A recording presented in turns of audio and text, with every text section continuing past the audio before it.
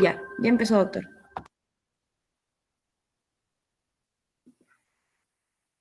Bueno, mil disculpas por esta cuestión que no lo entiendo mucho y muchas gracias por comprender.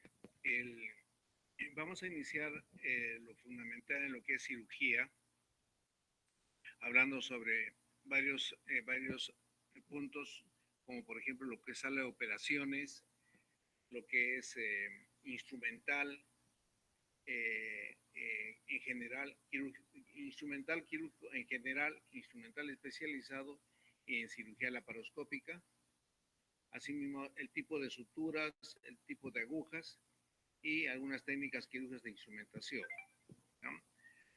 Y tenemos que el instrumental quirúrgico es un conjunto de herramientas que permiten a los cirujanos efectuar maniobras e intervenciones quirúrgicas, ¿no? Operaciones básicas que tengan gran precisión, destreza y rapidez. La cirugía tiene que ser precisa, ser prudentemente rápida y tiene que ser con destreza. No, no solamente es el instrumental sirve para extirpar o cortar, sino también para, por ejemplo, hacer biopsias, hacer, hacer exámenes, etcétera. De manera que está diseñado bajo estudios, ¿no? por personal que está dedicado a esto para diseñar este tipo de instrumental. Esto está de acuerdo al tiempo, a la especialidad y a la especialidad quirúrgica. Imagínense lo instrumental, cómo sería un mango de bisturí, lo que llamaban el escalpelo antiguamente. Y ahora, ¿qué hacemos? Lo que hacemos es operar con electrobisturí, rayos láser, etcétera, ¿no? Aquí tenemos algunas pinzas que tienen algunas características. Por ejemplo, pueden ser de punta curva recta, puede ser dentada o puede ser lineal, no tener ninguna dentación, ¿no? En este extremo puede tener dientes. Acá hay una cremallera para que se fije ya estos anillos para introducir los dedos. Es, es fundamental que uno cuando esté estudiando medicina se imagine que lo que está pensando en la cabeza lo pasa a sus manos y a través de sus manos el mismo efecto tiene que tener en la punta de la pinza. Es como agarrar contra el índice y el pulgar, ¿no? Es con fineza. ¿Qué cuidados y mantenimiento se debe efectuar? De acuerdo al tipo de instrumento y de acuerdo a sus limitaciones. Es muy importante que sepan que el instrumento está fabricado para determinado tipo de acto quirúrgico. No se puede utilizar cualquier pinza para cualquier cosa. Por ejemplo, no pueden utilizar un portagujas para pinzar que se llama tejido de acero mostaza. O al contrario, una pinza de una pinza de, eh, una pinza hemostática, ya puede ser Kelly, por ejemplo, no se la puede utilizar como porta, ¿no? Debe asegurarse rápidamente y mantenerla limpia. Hay que verificar su funcionamiento. El cirujano debe tener un material adecuado, ¿no? Un manejo adecuado, puesto no se le puede dar otro uso. Esto es que, puesto que solamente debe utilizarse de acuerdo a la indicación precisa que se quiere. Y desinfectarlos, lavarlos y esterilizarlos. Este equipo debe esterilizarse. A ver, acá tenemos el instrumental básico. Es fácil que ustedes se acuerden, puesto que esto es parte del examen final, ¿no? Que, ¿Para qué sirven? Primero, para cortes, instrumental de diéresis o cortes. Instrumental de hemostasia, para evitar el sangrado, favorecer evitar la salida de sangre, pinzando un vaso, por ejemplo. Hay instrumental que nos permite jalar estructuras para poder trabajar, por ejemplo, la pinza de anillo de Fester, que tracciona, por ejemplo, la vesícula para que podamos nosotros ligar, pinzar, cortar y ligar el cístico y tanto el muñón como el que se va con la vesícula. Hay instrumental de separación, todos hay diferentes tipos. Por ejemplo, los farabeos son instrumental de separación. Los, los Richardson también. Hay unos separadores autoestáticos que se los abre y quedan fijos, ¿no? Pueden tener algún tipo de cremalleras también. Hay instrumental de sutura, como los portagujas, las pinzas de disección. Hay instrumental de aspiración, que hay cánulas de aspiración, como por ejemplo pueden ser las cánulas intestinales. Y hay recipientes que nos permiten hacer algún tipo de lavado, por ejemplo, ¿no? Yo voy a lavar cavidad y en una riñonera me pasan, o esos bol, creo que se llaman, de acero quirúrgico, nos dan el agua tibia o solución fisiológica de preferencia y que permite ser como un recipiente, o también permite recibir piezas operatorias. Este instrumental se clasifica en instrumental de diéresis o de cortar, ¿no? Que puede ser la hoja del bisturí, las tijeras de Metzenbaum o de Mayo curvas, que son las de cirujano, el electrobisturí, el bisturí láser también puede ser. Hay instrumental de hemostasia, que lo que nos permite pinzar algún vaso que está sangrando mucho y electrocauterizarlo o ligarlo. Instrumentos de prensión, que nos permite agarrar una determinada estructura y traccionarla. Instrumentos de separación que ya les dije, como el Balfour, que son instrumentales autoestáticos, el Farabeu, el Richardson. Instrumental de síntesis. Instrumental de síntesis, aquellos que te permiten hacer lo contrario a la diéresis, o sea, sintetizar los tejidos, o sea, reunirlos nuevamente, o sea, suturarlos. La síntesis, no se olviden, la síntesis debe ser anatómica y fisiológica. No pueden sintetizar una herida suturando la piel con la proterosis, pues, no se puede. No sea ni anatómico ni fisiológico. Por ejemplo, ¿no? La disección de los tejidos se puede realizar en forma roma o en forma aguda, ¿no? En forma aguda obtenemos los bisturís, las tijeras y otros. La disección roma con objetos romos. El dedo del cirujano también es un instrumental, sirve de instrumental romo, ¿no? Porque con el dedo índice generalmente se hace una dígito divulsión o separación de tejidos. Por ejemplo, en un paciente que tiene vesícula con paredes edematosas. Uno apertura el peritoneo vesicular y mete el dedo y separa fácilmente hasta llegar al bacinete, ¿no? Ya. El bisturí es el instrumento por excelencia de corte, ¿no? O de diéresis.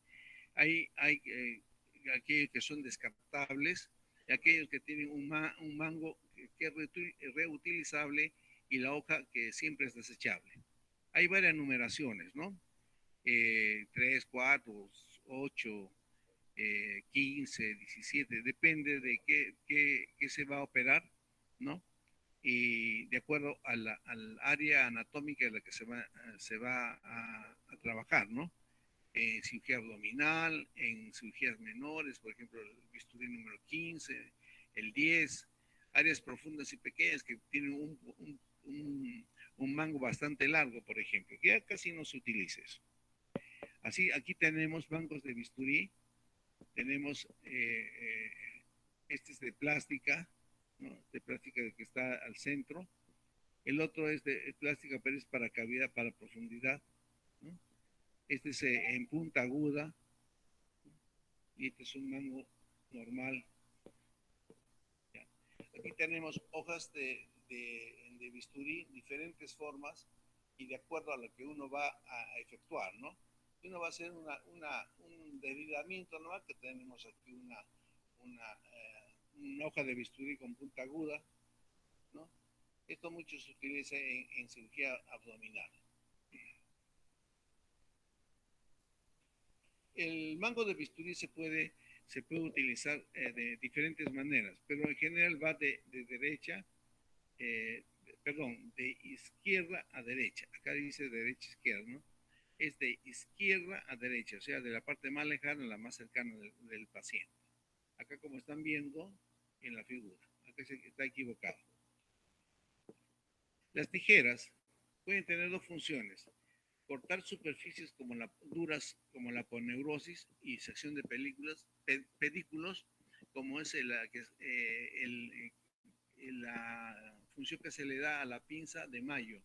La pinza de Mayo de cirujano es más gruesa, más resistente a la de Metzenbaum, que es una tijera muy fina, ¿no? Acá se puede disecar las estructuras. Difieren en el tamaño, en la forma, en la punta y el empleo que se da. La tijera de Mayo, que le decía, es más gruesa, fascia para tendones. Y acá tenemos la pinza de Mayo recta. Esta es la curva y esta es recta. Esta generalmente es para cortar hilos, cortar gasa, etc. Acá tenemos la de Metzenbaum.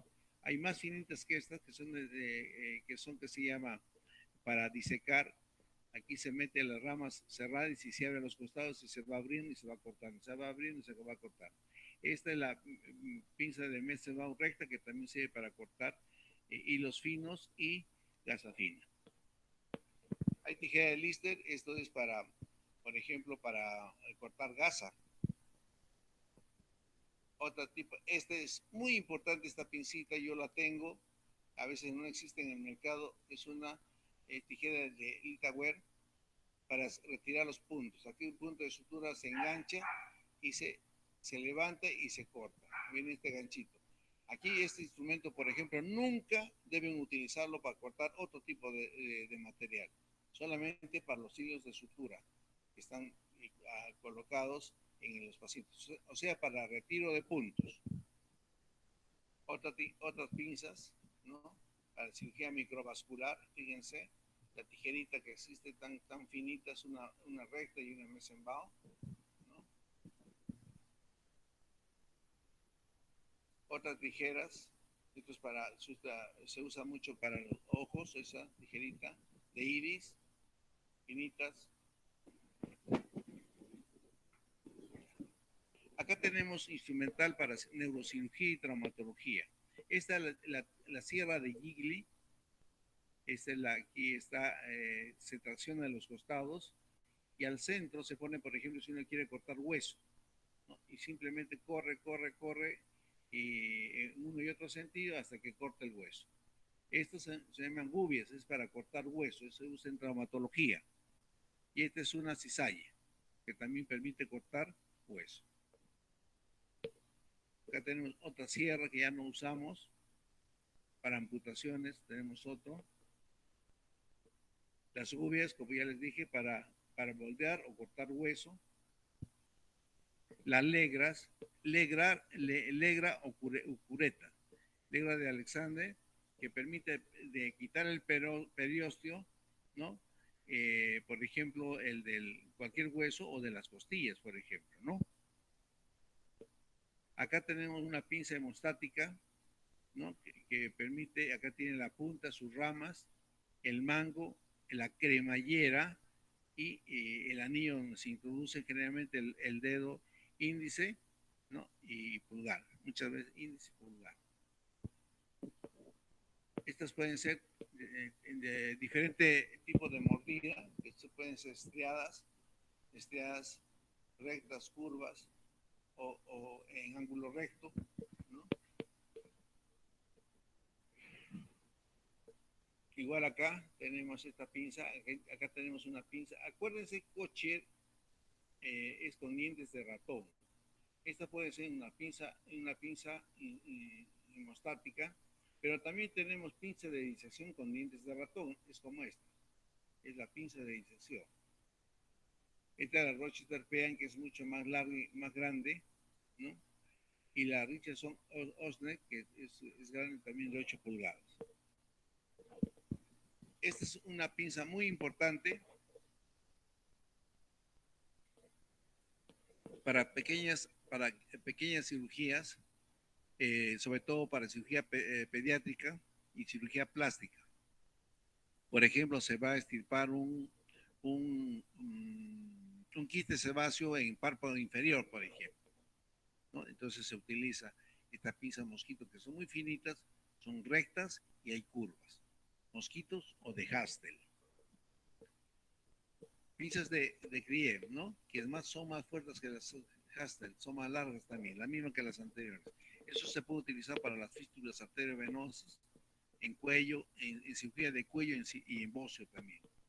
La Kelly, que es otro tipo de pinza de hemostásica, también sirve para hacer hemostasia y para traccionar.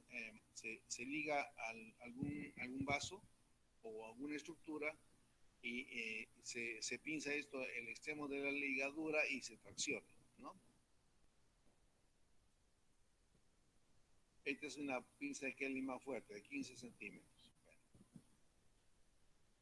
Hay otras pinzas mucho más gruesas, como la de Rochester y las Rochester Pean, que son largas. Se utiliza, nosotros lo utilizamos muchas veces para resección de intestino o extirpación de pipio, por ejemplo, ¿no? Pero se usa más en las histerectomías y en las ligaduras el pinzamiento del cordón umbilical antes de seccionarlo. Calford es una pinza grande, ¿no? Que es hemostática, se usa en cirugía abdominal. Es muy importante coordinar la tracción, el sostener o movilizar los tejidos en el campo quirúrgico, ¿no? No se pueden hacer movimientos desordenados, deben ser sincrónicos bajo las directivas del cirujano principal. Hay pinzas de presión que son elásticas y otras, y otras de pinzas de presión continua. Hay pinzas de disección que permiten agarrar como si fuera la punta de los dedos y separar los tejidos o exponer, ¿no? Acá tenemos pinza de disección. A la derecha, la pinza de disección sin diente de ratón es una pinza de disección nada más. Y acá tiene dientes de ratón, pinza de disección con dientes de ratón, así se la pide. Fíjense, si ustedes la miran forma frontal, tiene acá, parece pues un ratón, ¿no? Parecen los dientes de un ratón. Hay otras pinzas de Adson, esta es muy finita, muy finita. La de Rux, esta es importante también, la de Rux o Rusa también, que nosotros la llamamos. Esto es para tomar estructuras de la cavidad abdominal generalmente. No sirve y no debe utilizarse antes de cortarse la piel y solamente debe utilizarse en cavidad, porque si ustedes lo utilizan en pared, están llevando gérmenes a la cavidad, porque esto se va a utilizar en la cavidad. Acá tenemos una fenestración, si ustedes se dan cuenta, y es anular, casi no es como una C completa, casi una C completa, ¿no? Diferentes pinzas, la Adson, por ejemplo, ¿no? Diferentes pinzas de disección acá, dientes de ratón, esta es parecida a la rusa, la Adson, ¿no? Otras pinzas que estas son pinzas que tienen, se necesita para algún tipo de estructuras en la cual se necesita esta curva para poder trabajar. Estas pinzas son muy importantes para utilizar, para comprimir una arteria y hacer hemostasia. Por ejemplo, cuando se va a anastomosar una arteria que se ha seccionado. O como por ejemplo para hacer la maniobra de Pringle, la maniobra de Pringle cuando se pinza el hilio hepático, cuando hay, por ejemplo, una ruptura o trauma hepático y está sangrando mucho. Con esta pinza se utiliza pinza y mientras se va haciendo el tratamiento del área lesionada del hígado, taponamiento, sutura, etcétera, ¿no? Entonces, puede ser hasta unos 15 minutos dejarlo ahí. Se puede utilizar. Después se suelta y ya el trabajo en hígado ya lo hemos hecho. Esta es una Alvis. Es muy importante esta pinza. Hay que tener cuidado a manejarla, pero es muy útil sobre todo en la tracción de las neobocas de una recesión de intestino. En la boca se tracciona, hace hemostasia y puede presentarnos bien los bordes que se van suturados, o sea, intestino con intestino. Esa es la pinta de Alice. Ahora las Iber son lo mismo, pero mucho más largas y más pesadas. O sea, también son buenas, pero para cavidad más profunda. Esta es la Alice. Y la otra son las Iber, con Y. Iber. Acá tenemos las pinzas de backup, que es de canastilla que le decimos, que permite esa traumática y permite entre estas subramas aquí, por ejemplo, traccionar el apéndice, por ejemplo, permite traccionar una arteria, un nervio sin lesionar, ¿no? Una vena, una arteria, un tendón finito, prácticamente se lo envuelve en la pinza y se lo tracciona, si es que quiere traccionarse. Se usa mucho para extirpar las apéndices, en las apendicectomías clásicas, ¿no? La Fester o las pinzas de anillo, ¿no? Que sirve para, primero, o pinzas de restos también se llama. Es como, por ejemplo, cuando hay un aborto y ha quedado restos placentarios o ha habido restos placentarios después de un parto, ¿no? Entonces, esta pinza se mete a la cavidad uterina y va jalando, desprendiendo suavecito, y se evacúa todo el contenido intrauterino abundante. Y después ya viene el curetaje, ¿no? Con curetas. Las de Duval, estas se utilizan para pulmón, ¿no? Tienen una mandíbula triangular, que se dan cuenta aquí. Puede ser con finos dientecitos o no tener dientes. Esta también es otra pinza de Bacaus que sirve para pinzar los campos estériles, o sea, las sábanas, los campos de sala de operaciones en paciente, y también para pinzar una estructura y traccionarla. Por ejemplo, un útero miomatoso, ¿no? Grande. Entonces no se lo puede agarrar, entonces lo pinza y con esto se lo tracciona. Otra, las de Gotcher, esa traumática, y esta de Mister, que es una pinza de tracción atraumática. Ahí vamos a ver los separadores, que pueden ser dinámicos o manuales, y pueden ser automáticos o estáticos. Acá tenemos la estrella, que es de los separadores, lo utilizamos mucho. En cirugía menor o cirugía mayor es el separador de Farabeo. Hay diferentes tamaños. Acá tenemos a Richardson, que también son de 3 tamaños, muy buenos, se utiliza bastante. Aquí tenemos otro tipo de separadores, ¿no? Imagínense, incluso aquí este separador para separar el cuero cabelludo, por ejemplo, ¿no? Otro separador Farabeo, diferentes nombres, pero son variaciones nada más. Este es el de Denver, que se utiliza en ginecología, ¿no? Para separar en profundidad. En cirugía no lo usamos casi. De Harrington, muy parecida a la anterior. Esta es la valva maleable. Estas son valvas que se pueden doblar a voluntad del cirujano y a la necesidad de la cirugía. Pueden ser delgaditos o pueden ser incluso de 10 centímetros, de 10, 8 centímetros de ancho. Y esta es la valva vaginal, ¿no? Es univalva. Es un espáculo vaginal univalvo.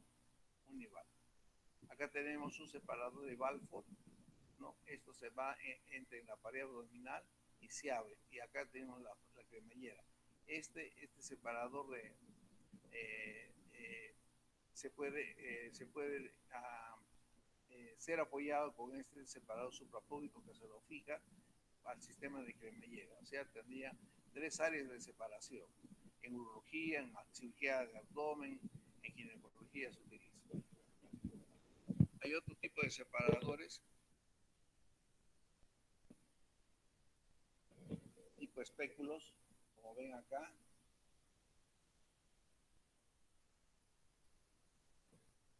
En cirugía, el separador de Gosset también, que es muy importante, eso lo utilizamos en cirugía abdominal, aunque ya últimamente muy poco, con la buena relajación que dan los anestesiólogos, podemos nosotros separar con la mano o con las válvulas maleables, ¿no? Y estos separados casi ya no los utilizamos. ¿Por qué? Porque si bien es cierto, nos separan muy bien, pero lo que pasa es que esto produce isquemia en los bordes de las heridas, después produce, eso predispone a las infecciones, a las dehiscencias de las suturas o las eventraciones o hernias, ¿no? Post-incisionales, porque debilita la pared, porque digamos que esté 1 hora, 2 horas sin irrigación, ese tejido se va a debilitar grandemente. Acá tenemos separadores, acá es el espéculo, tenemos el espéculo, hay vaginal, el bivalvo, que en este caso es para recto, ¿no? O para vagina también, ¿no? El valfor, acá tenemos, fíjense, dos ramas, son como dos manos que se separan acá y para allá. Y acá la suprapúbica. Pinoqueto, esto se usa mucho para cirugía de tórax. Se pone acá la costilla, la otra costilla y se los separa. Este sistema va girando y va separando, separando, separando y separa completamente las costillas y uno puede trabajar en cavidad torácica. Acá también esto es separado de Adson para las fístulas arteriovenosas y también sirve para separar el cuero cabelludo. Este es de Gelti, no lo he visto yo nunca este separador. Este es un instrumental de síntesis, que son los portagujas, que permiten cargar una aguja en su extremidad y cargar ya sea una aguja traumática o atraumática. Traumática cuando se carga el hilo, y atraumática cuando la aguja tiene ya su hilo insertado en su extremo posterior, ¿no? Esto, los movimientos deben ser precisos, ¿no? Tienen su cremallera en algunos casos para fijarlo y poder voltear la pinza y hacer que penetre bien la aguja y sacar la aguja por el otro en su extremo anterior. Aspiradores, ¿no? Es para aspirar colecciones, ¿no? Del campo quirúrgico, por ejemplo, pus, sangre, agua, abscesos, ¿no? El contenido de vísceras huecas como el intestino delgado, ¿no? Etcétera. Tienen una manguera, un aspirador, o cánulas, que se conecta a una manguera y a un sistema evasivo, y esto trabaja en forma eléctrica. Esta cánula es muy importante, la de Yankauer, aspira focalizadamente, permite disecar, por ejemplo, tejidos, aspirando, ¿no? Por ejemplo, la vesícula se la puede extirpar, se va separando con esta punta roma, ¿no? Hay otro, este es separado un separador curvo, es curvo, ese es de Yankauer. Hay otro que es intestinal, como este. Así hay una variedad de instrumental, ¿no? Acá tenemos recipientes para colocar agua u otros líquidos, ¿no? O recoger las piezas quirúrgicas o la colección de la cirugía, ¿no? O las colecciones, el pus, el sangre, líquido acítico, etcétera. Tenemos las charolas, las múcuras, no sé cuál será la múcura, no, este se me acuerdo. Las zonas de ovols y las riñoneras, que la conocen ustedes. Tenemos jeringas estériles. Esto es importante que se graben. Y esto es para que, por ejemplo, lo tengan en consultorio externo o en su consultorio particular. Para un set de cirugía menor, no cirugía plástica, no, una de cirugía menor. O sea, cirugías de menor complejidad. Portagujas, las pinzas demostáticas de mosquito, la disección sin dientes y también con dientes, el mango del bisturí número 3, también puede ser el 15, el 11, tijeras de mayo curvas o rectas y las tijeras de Metzenbaum. También incluso pueden tener los Farabeu. Vamos a otra.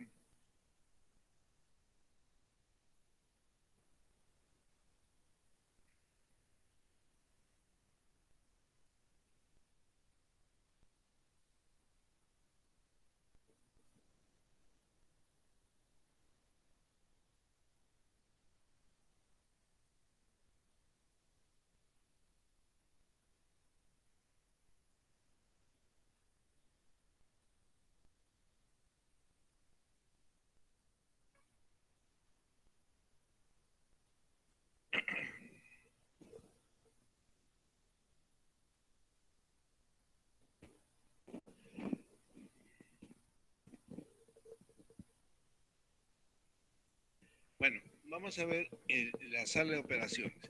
El centro quirúrgico o quirófano es el área donde se efectúa pues las intervenciones quirúrgicas, o sea, desde la actitud administrativa de tener material, tener salas de esterilización, recepcionar al paciente hasta que salga el paciente en forma muy identificable, en estado general adecuado, es el lugar donde se llama centro quirúrgico o quirófano, ¿no? Otra cosa es la sala de operaciones. La sala de operaciones es el ambiente donde se hace la operación, ¿no? Entonces, la sala de operaciones es el ambiente del quirófano, o sea, es una parte, ¿no? En el que se llevan a cabo las intervenciones quirúrgicas. Es un área completamente restringida debido a la necesidad de mantener un ambiente controlado para efectuar técnicas estériles y asépticas, ¿no? Puede ser también asépticas o estériles, son cosas diferentes, aséptica y estéril, ¿no? El tamaño varía, generalmente corresponde a 6 por 6 metros cuadrados, ¿no? La altura, más o menos 270 a 3 metros, metros de longitud, ¿no? Eh, puede ser necesario ampliar un poquito para adecuar algún tipo de equipos, por ejemplo, ¿no? Para equipos. Esto varía, pero varía de acuerdo también ahora a las especialidades médicas, ¿no? A las especialidades médicas.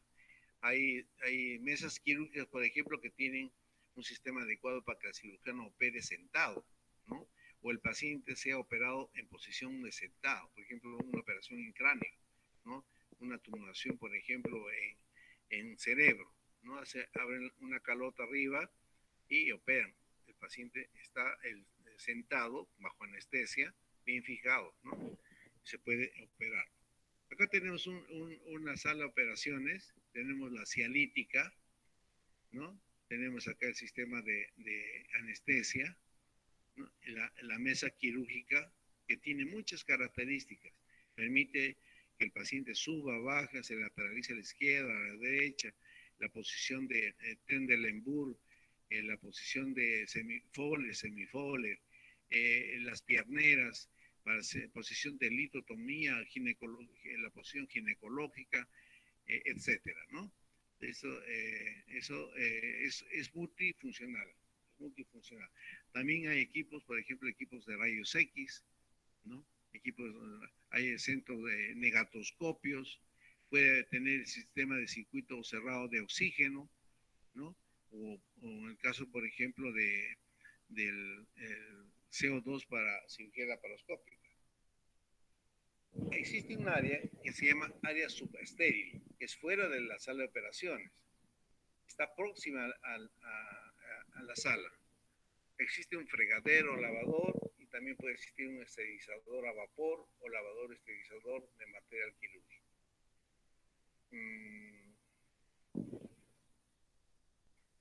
Ventajas de esta sala subestéril: ahorra tiempo y pasos. Ustedes van al Seguro Social o al hospital, van a ver un área subestéril en la cual se saca el material quirúrgico y se lo lava a un costado de la sala de operaciones, ¿no? Existen enfermeras y la enfermera circulante que puede realizar la limpieza de emergencia y esterilizar materiales estando esa área ahí cerca, ¿no? Así se va a reducir el tiempo de espera del cirujano y la anestesia del paciente. Facilita la tarea de la enfermera circulante, ¿no? Porque está cerquita. Y también de la enfermera instrumentista, sin necesidad de traer material de otros sitios. Pues ya pues, se puede tener ese material. Después, a ver. Una cosa importante, también el personal permite cuidar el instrumental. Por ejemplo, el instrumental de cirugía endoscópica, como la de urológica, la laparoscópica, etcétera, ¿no? Ventajas de las salas subestériles. Cuenta con un anuario de lencería, o sea, de instrumental, ¿no? Con un calentador con soluciones, armarios de almacenamiento y en ocasiones un refrigerador para sangre y medicinas. Las puertas. Estas puertas más o menos deben medir 1,22 de ancho, ¿no? Es preferible que sean en correderas, o sea, que corran lateralmente para que no ocupen campo, ¿no? Para que no ocupen campo. También puede ser que si se tienen las puertas en vaivén, hace que se jale bacterias de las áreas subestériles al área estéril, ¿no?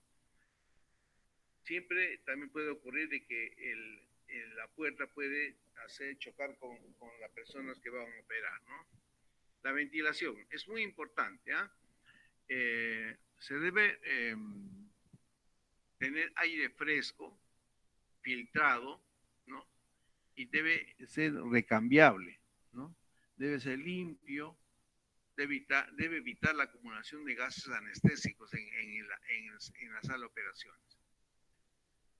Se recomienda que debe cambiarse, haber un recambio de 20 a 25 veces, ¿no? En una hora con aire fresco. Otros centros exigen que se recambie el 100%, ¿no? Y otros 80% del aire, por aire fresco. Muy importante, ustedes se acordarán que existe el flujo laminar y el flujo turbulento. El flujo laminar cuando un gas circula en forma laminar, sea plano, paralelo, ¿no? Sin ninguna disturbio. Esto no tiene sonido, no crea ningún factor mecánico que pueda alterar, digamos, traccionar a otros gases contaminados, etc. El flujo turbulento es aquel que circula fuertemente y que produce ruido, ¿no? Produce ruido. Una cosa muy importante que en la sala de operaciones debe tener presión positiva, ¿no? Presión positiva. O sea, un 10% mayor de la que existe fuera de la sala de operaciones en los pasillos. Siempre debe estar la puerta cerrada, ¿no? Y evita así que las corrientes de aire y la entrada de gérmenes hacia la sala de operaciones. Acá tenemos un área, bueno, tenemos la cialítica, una buena iluminación, incluso esto es para cirugía, para gente que hacen docencia, ¿no? La humedad. La sala de operaciones requiere una temperatura de 20 a 23 grados, no mayor porque también produce calor, produce molestias y en los tejidos expuestos produce evaporación. Y la evaporación es por centímetro cuadrado de superficie, por el peso, mejor dicho, por el peso en determinada hora y la temperatura que está. Entonces el paciente se deshidrata, ¿no? Y no es adecuado para que el paciente se deshidrate durante una cirugía. Durante la cirugía debe haber una buena hidratación. La humedad que debe existir en la sala de operaciones es controlada por el aire acondicionado, ¿no? Debe mantenerse entre 30 a 60% y algunos dicen que debe haber una humedad de 50 a 55%.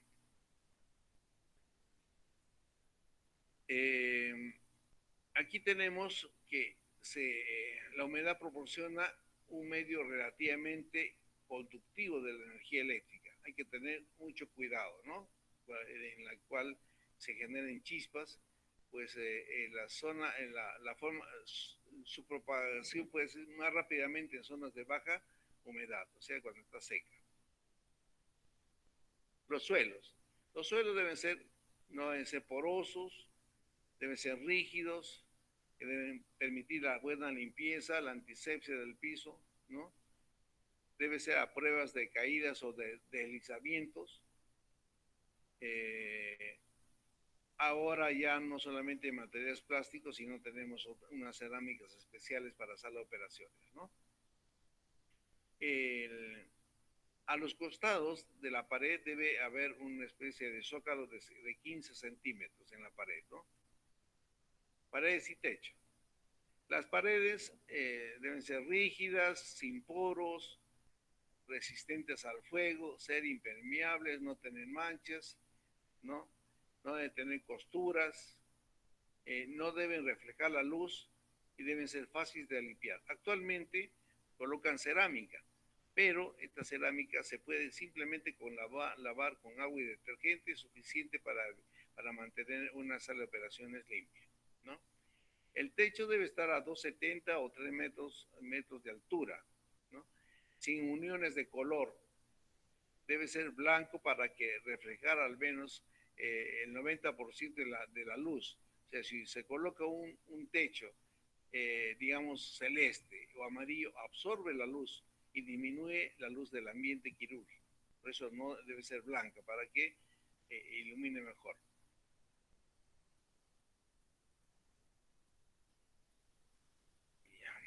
Acá tenemos las paredes y techo, paredes, techo. Ya, muchas veces en el techo se utilizan los equipos de anestesia, los microscopios para cirugías, por ejemplo, o auditivas, oftalmológicas, ¿no? Y la cialítica, que es muy importante. El circuito de gases, ¿no? Las líneas informáticas y el sistema eléctrico. Esto es muy importante. Por ejemplo, por ejemplo, debe contar con un sistema de aspiración para vacío y evacuación de los gases anestésicos. No se puede tener gases que se están eliminando de lo que se administra al paciente, ¿no? Por ejemplo, el óxido nitroso puede estar suspendido en el techo, ¿no? Con un sistema fijo. El oxígeno necesita al menos dos salidas, para la aspiración y otra para el óxido nitroso. Una cosa muy importante, deben tener el voltaje adecuado de 220 o 110, pero los enchufes deben estar colocados a 90 centímetros del piso, a 90 centímetros, que es lo que se estimula para evitar que haya descargas eléctricas. No colocar nunca enchufes en el piso, ¿no? Hay antes se utilizaba, hacían unos huequitos por ahí en la caja de los enchufes y ahí enchufaban en el piso. Imagínense que se llene de cualquier líquido, ¿no? Se produce después una descarga eléctrica severa.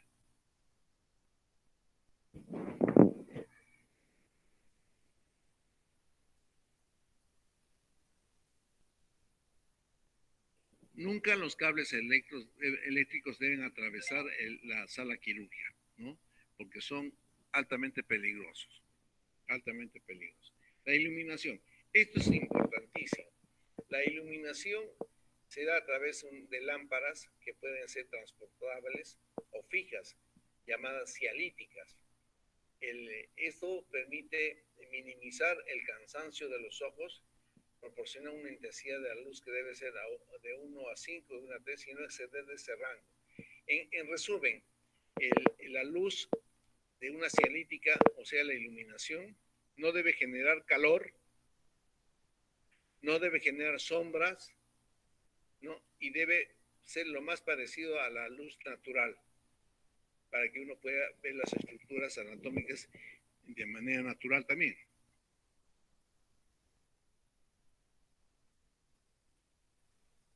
También es importante el usar determinado tipo de paños o de ropa con que se viste quirúrgicamente un paciente. Por ejemplo, si colocamos paños blancos, eso no nos va a permitir mirar bien, más bien nos va a cansar, nos va a cegar. Si colocamos paños celestes, paños azules, paños verdes, eso sí nos va a permitir que resalte el color de las estructuras anatómicas con las cuales se está trabajando, ¿no? La iluminación, ya les dije. No. Ahora hablemos en general de la normatividad de la unidad quirúrgica. No ingerir alimentos en el interior de quirófano. Estoy hablando de quirófano, no de sala de operaciones. Sala de operaciones es mucho más rígido. Ahí, lamentablemente, a veces se ve en los centros quirúrgicos que alguna persona trae comida y vende. Eso está prohibido, no debe hacerse. Hace unos años atrás, en el hospital Hipólito Unanue, hubo bastantes cucarachas, bastantes. ¿Y qué pasó? Se invitó a todo el hospital a que retiren todo lo que es comida. Y desaparecieron las cucarachas. Ustedes saben que la cucaracha, igual que las moscas, igual que el ratón, están donde hay restos para comer. Imagínense cucarachas en el comedor, cucarachas en la comida que está alrededor de los pacientes, etcétera. Eso no se puede concebir. O sea, no se debe introducir alimentos. No se debe fumar. No se debe fumar. Solamente debe transitar el personal autorizado, ¿no? Y debe haber el personal mínimo indispensable que va a trabajar. Esas son normas generales. Está prohibido entrar quirófano sin ropa que no sea la de quirúrgica, o sea, sin ropa de calle. No se debe entrar con ropa de calle. El personal debe aportar adecuadamente un uniforme quirúrgico. Ustedes saben que tienen un gorro, una máscara, una chaqueta y un pantalón. Es más, si no usa zapatos que solamente estricto uso en sala de operaciones, se debe utilizar las botas. Estas botas son descartables, ¿no? Que pueden ser de tela y actualmente se está utilizando de papel. El gorro debe cubrir todo el cabello y nunca se llevará fuera de este, ¿no? O sea, no, no quitarse. El cubrebocas cubrirá el mentón, la nariz y se utilizará de todas maneras para las intervenciones quirúrgicas. Los guantes deben ser bien colocados. Los pijamas, si bien es cierto, ahí como ustedes están viendo, es material de papel, pero puede ser de material de algodón, ¿no? Se usa botas, zapatos, están viendo ustedes, botas de papel, botas de plástico, que todos son descartables. O zapatos de sala de operaciones. Esto es muy importante. Yo pienso que el cirujano, perdón, el médico en general y sobre todo el cirujano que da órdenes y recibe servicios del personal, debe tener un comportamiento muy respetuoso con el personal y con el paciente, aunque el paciente esté anestesiado, ¿no? Por ejemplo, uno puede decir, esta bola de grasa, que no se puede operar. Puede ser que la paciente esté escuchando y le estamos insultando, ¿no? O se ríe todo el personal y después hay una falta de respeto al mismo cirujano. Durante la intervención quirúrgica, todas las puertas deben estar cerradas y debe haber un aviso de mantener cerrada las puertas. Muy importante, las uñas deben estar bien cortadas de manera roma, ¿no? Y limpias. No usar uñas artificiales, no utilizar joyería. Lamentablemente vemos a veces que técnicas o incluso médicas, hombres o mujeres, más sobre todo las mujeres, están con 6, 7 niños en las manos, con pulseras y con reloj. Y así como llegan, así se van a sus casas. Están trayendo gérmenes, cosa que está prohibido, y están llevando gérmenes a su casa. Pueden contaminarse ellos, o la familia, o los hijos, ¿no? Por eso debe estar completamente, absolutamente prohibido el utilizar joyas. Bueno, hasta hace poco el cirujano era el jefe del personal en el interior del quirófano, ¿no? Si bien es cierto, es el responsable de la cirugía, pero el jefe de anestesiología es el jefe de sala de operaciones, ¿no? Una cosa importante que una vez que uno se ha lavado las manos, se ha colocado el mandil, ya ven, no se ha colocado pues el gorro, la máscara, etcétera, se debe colocar las manos a la altura más o menos cerca a la altura de los pectorales. No abajo, ni arriba, ni atrás, ni por encima de los hombros. Nunca. Se considera área aséptica,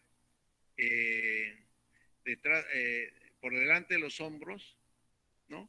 Hasta la cintura, los brazos y hasta la parte de costo lateral de los pacientes, lateral derecho izquierdo, ¿no? Son zonas más o menos seguras que nos permite trabajar con confianza por la esterilización de la ropa quirúrgica o aséptica, ¿no? Ningún material que se caiga al suelo debe levantarse. Como anécdota les cuento que hace años había un colega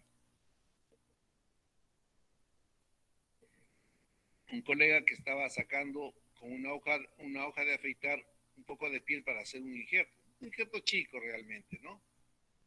Pero un fragmento de piel se le cayó al suelo. Y él, en su emoción de operar, porque no operaba mucho, se agacha y recoge el material y dice, esto lo lavamos. Y se rió, ¿no? Pero eso es una cosa muy seria que no debe nunca ocurrir. Hay áreas o zonas del quirófano, que deben ser consideradas. Porque ustedes van por ejemplo, en el centro quirúrgico del Hipólito Unanue, ustedes van a ver que hay un área adelante donde el paciente llega y se lo identifica y se le pide el material, por ejemplo, ¿no? Y ahí se le canaliza incluso la vía. La segunda área es antes de que ingrese a sala de operaciones y la otra es la sala de operaciones. Entonces tenemos la zona negra, es la primera que les digo, la segunda es la zona gris y la otra es la zona blanca, ¿no? En la primera zona, la zona negra, es una zona de restricción y es una verdadera zona de amortiguación y de protección. Ahí empieza que el paciente esté bien vestido, con sus botas, con sus letras elásticas, con su gorro, canalizándose una vía, etcétera, ¿no? Aquí se ve las condiciones en que el paciente está llegando para la operación, ¿no? Ahí se presenta al paciente, se identifica al paciente, ¿no?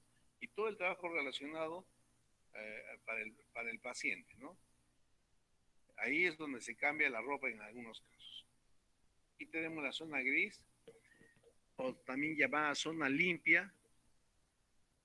Todo el personal puede ingresar a la zona gris y debe vestir con el pijama. El pijama, las botas, el gorro y el barbijo, ¿no? O sea, la máscara de la boca. La zona blanca es el área de mayor restricción, es donde se va a efectuar la cirugía del paciente, ¿no? Es la sala de operaciones propiamente dicha. Todas las formas de vestido que se utiliza el cirujano tiene un solo propósito: colocarse una barrera entre fuentes de contaminación, tanto del paciente al médico, por ejemplo, o a la enfermera o al técnico, y de estos hacia el paciente. O sea, ambos se pueden contaminar. Entonces es una fuente de, eh, de barrera y evita que nos contaminemos, ¿no? Es como dice, cuídate y yo te cuido, ¿no? Debe evitarse en sala de operaciones, el paso de materiales sucios, contaminados, ¿no? Y deben estar, todo es limpio ahí. Y es muy importante también el uso de anteojos protectores, ¿no? Para evitar infecciones que puedan ingresar a través de los ojos, ¿no? Por ejemplo, sífilis, cualquier virosis como la hepatitis, el SARS-2, por ejemplo, ¿no? Esto nosotros debemos asegurar que se debe preservar la asepsia y antisepsia en el ambiente quirúrgico. Es muy importante, ¿no? Ese es nuestro trabajo. No nos pagan, no nos pagan para otra cosa, sino para evitar que haya zonas sépticas, ¿no? En el centro quirúrgico. Ya, el lavado de manos debe ser, mire, el lavado de manos ha evolucionado, ¿no? Antes se utilizaba un cepillo y jabón de ropa, ¿no? El jabón de manos y se cepillaba 15 a 20 minutos. Eso con bajo supervisión del cirujano. Actualmente, con la aparición de jabones antisépticos, como por ejemplo la clorexidina, el iodopovidona espumas, se puede uno lavar incluso sin esponja. Puede que las uñas estén sucias, tiene una especie de limpiador de uñas, se saca, se limpia, pero no existe más. Lo cierto es que uno debe lavarse bien las manos y nunca entrar a sala de operaciones a medio lavarse. Si uno está apurado por llegar tarde y quiere ingresar a sala, lo siento, pues tienes que lavarte bien la mano, no vas a venir a contaminar al paciente porque llegaste tarde, ¿no? Tienen que lavarse bien. Y yo, algunos colegas, he tenido la necesidad desafortunada de decirle que por favor se laven las manos, ¿no? Así sean mis colegas. Pero hay que decirles, no podemos engañarnos a nosotros mismos. Aquí la posición de los pacientes, del cirujano, de los ayudantes, del anestesiólogo, del instrumentista, ¿no? Están viendo, el paciente está en decúbito, el cirujano principal está a su derecha, el segundo ayudante está a la izquierda del cirujano, puede estar el cirujano ayudante frente al cirujano principal y tenemos la instrumentista a la izquierda del ayudante, del primer ayudante, ¿no? Entonces, la sala de operaciones requiere de instalaciones físicas y ambientales especiales. Tiene que tener aire comprimido adecuado, instalaciones de gases y oxígeno, gases anestésicos, instalaciones eléctricas, electrónicas, buena iluminación, los pisos y paredes adecuados, una temperatura ambiental adecuada, una humedad adecuada, una privacidad de ruido, no debe haber ruidos, puede haber una música suave y debe tener un sistema de eliminación de basura y otras características, ¿no? Gracias. Vamos a, otras, a otra clase.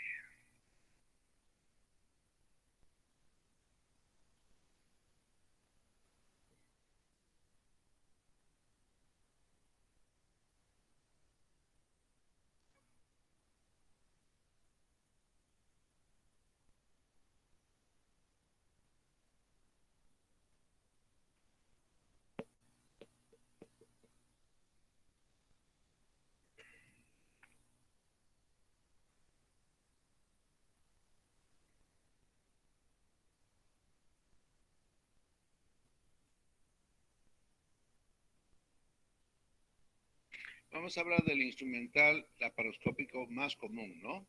Lo que, por ejemplo, nosotros hacemos en cirugía general. Todas las especialidades tienen su equipo de cirugía laparoscópica especiales.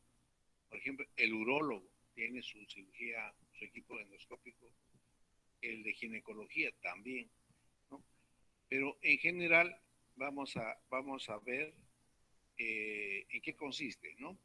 Existe el equipo corresponde una parte que es instrumental y otra es la parte, prácticamente la parte de monitorización de las funciones, como por ejemplo el flujo del CO2, del dióxido de carbono, el, el aparato eléctrico que permite electrofulgurar y electrocortar, es el electrobisturí. También nos permite ver el sistema de video, un video que proyecta las imágenes a un sistema de monitor, un monitor de alta resolución. Generalmente vienen dos, uno principalmente para el cirujano y el otro para el ayudante que está en otra posición, en otra proyección, ¿no? Eh, este, esta torre de cirugía laparoscópica está estructurado para varias especialidades. Esta bandeja que existe acá puede subirse, la puede bajarse de acuerdo al tamaño o al número de monitores que pueda tener. Acá tenemos un portagujas, ¿no? Ya voy rápidamente, ¿no? Aquí tenemos un portagujas articulados que permite hacer sutura con aguja intracorpórea, o sea, dentro del cuerpo. Se llama sutura intracorpórea. Cámaras, en una cámara de la cirugía laparoscópica, autorregulables, ¿no? Que está conectado a un sistema un sistema de fibra óptica y que comunica hacia el monitor, ¿no? Acá tenemos el sistema de 1CCD, que la luz pasa a través de un filtro que selecciona la longitud de onda de uno de los tres colores primarios que actúa sobre elementos sensibles a esto. Y tenemos el sistema de 3CCD, que es un sistema óptico de prismas. Divide las luces en tres colores primarios, ¿no? Incidiendo cada uno estos en un CCD distinto.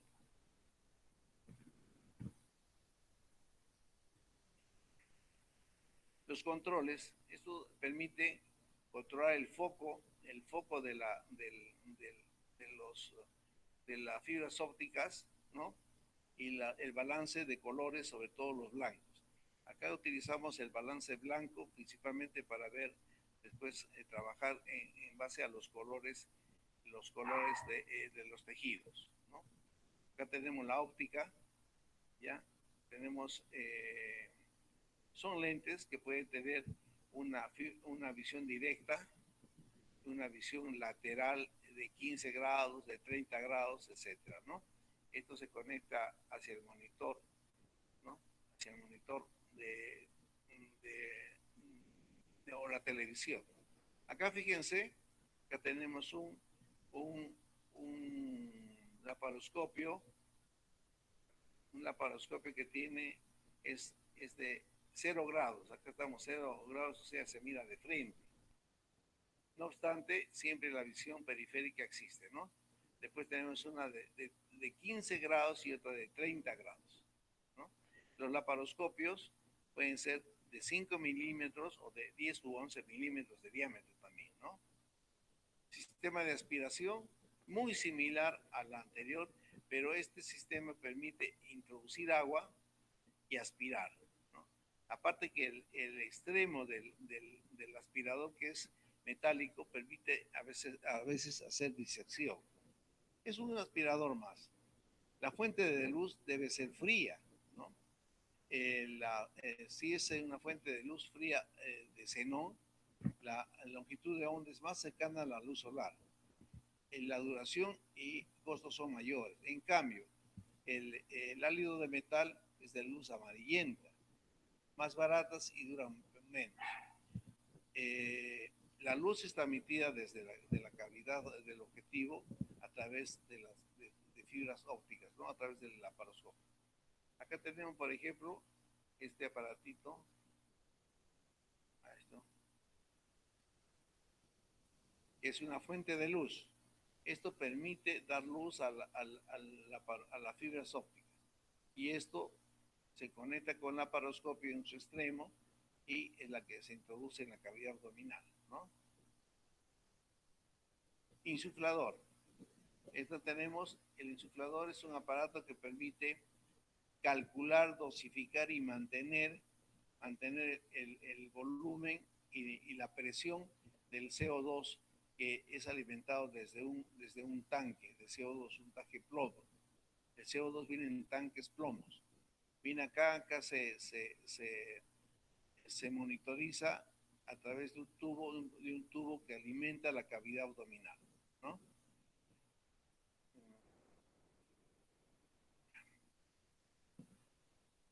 Acá tenemos el electrobisturí, que puede ser monopolar, bipolar y también ultrasónico, ¿no? De alta vibración. Eso permite hacer cortes y coagulación, o coagulación y corte también.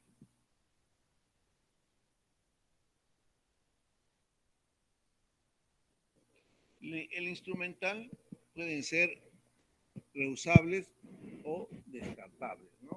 Hay reusables que son metálicos y hay otros reusables que son de material sintético, pero también se puede descartar, ¿no? O se pueden utilizar en unas 3, 4, 5 operaciones. Eso depende.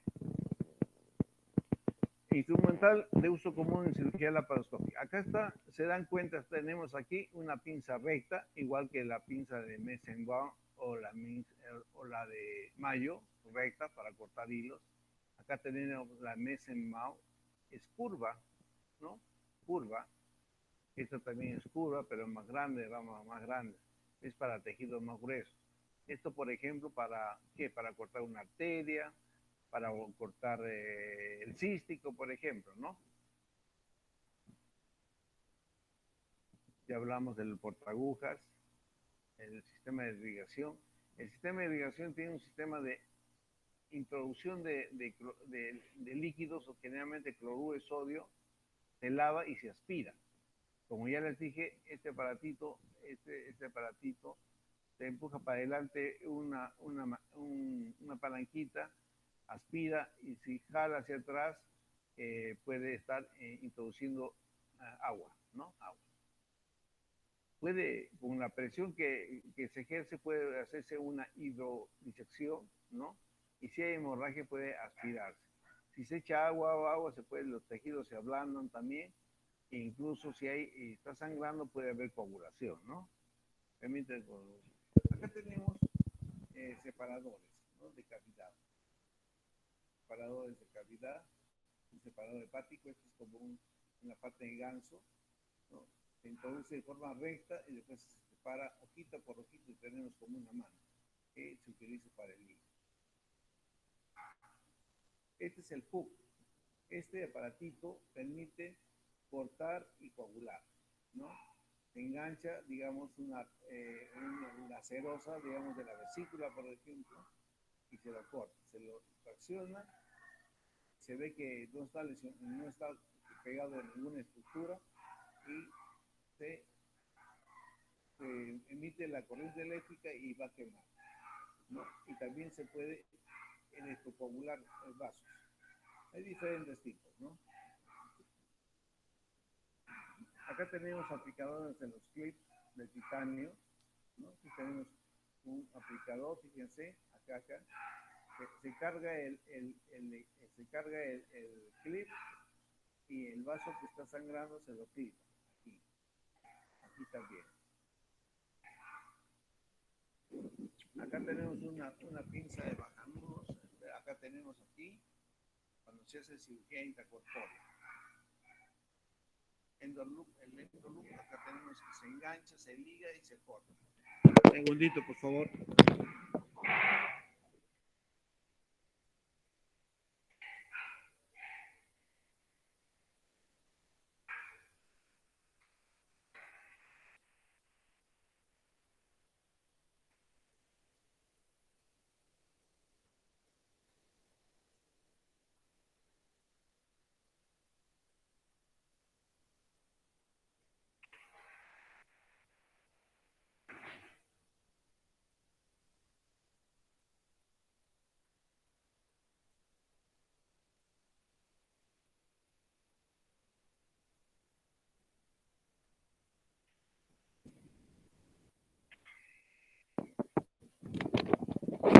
La endoguía es para bajar, que se llama los puntos para anastomosis. Esta es sutura, es otra cosa. Agujas, ¿no? La de Beris. Esta aguja es muy importante porque nos permite insuflar, o sea, efectuar el neumoperitoneo con CO2. Se inicia generalmente a nivel del puerto 1, que está en el ombligo.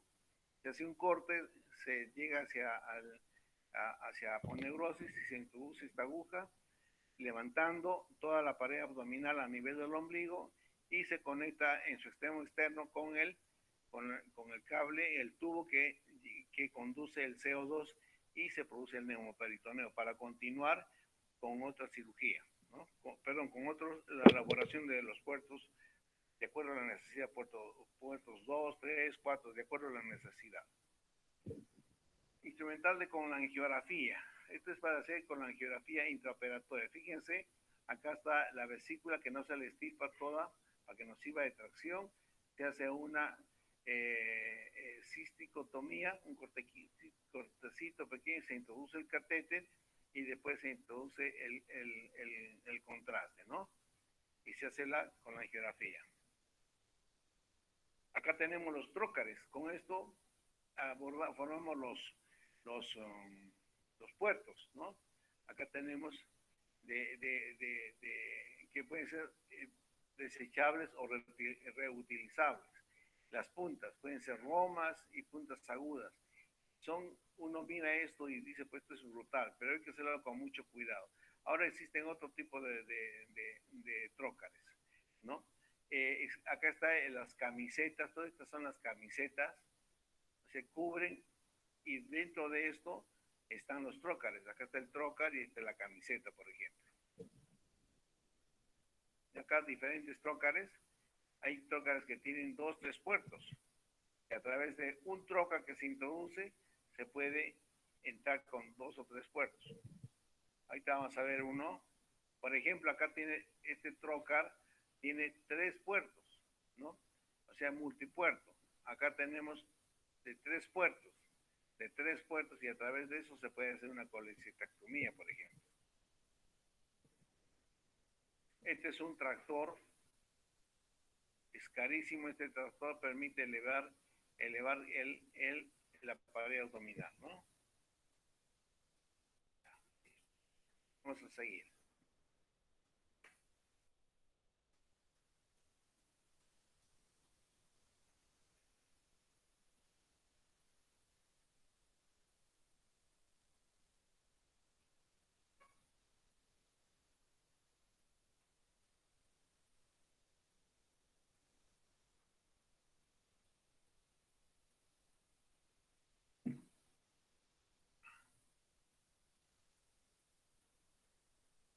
Bueno, vamos a hablar sobre el material de síntesis, el material no instrumental de síntesis, sino el material de síntesis. Esto está formado por hilos y suturas, ¿no? Estos son derivados de fibras vegetales o estructuras orgánicas flexibles, ¿no? De sección circular o aplanadas. Las aplanadas pueden ser, por ejemplo, la cinta de cadu crómico para sutura hepática, que es la más característica, ¿no? Tienen un diámetro muy reducido en relación a la longitud.